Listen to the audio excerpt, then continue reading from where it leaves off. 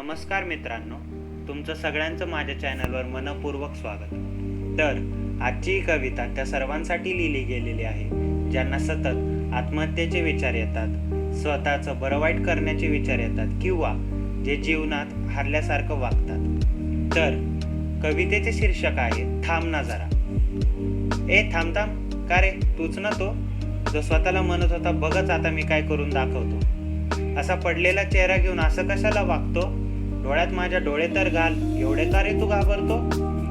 माहितीये तुझ्या इतका अवघड आयुष्य कोणाचंही नाही. माहितीये तुझ्या इतका अवघड आयुष्य कोणाचंही नाही.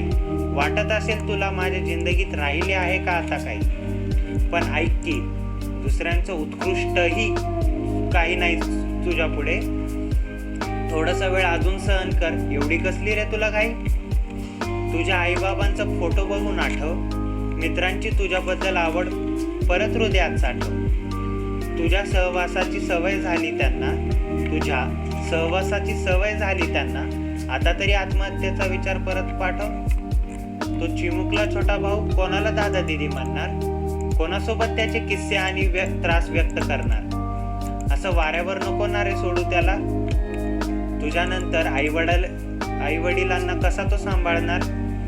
माहितीये खूप आहे तुझ्यावरती जिम्मेदारी, पण कदाचित पैशांची देखील असेल काही मारामारी. वेळेसोबत सगळं काही ठीक करेल, हीच का आतापर्यंत संघर्ष करून शिकलेली तुझी दुनियादारी?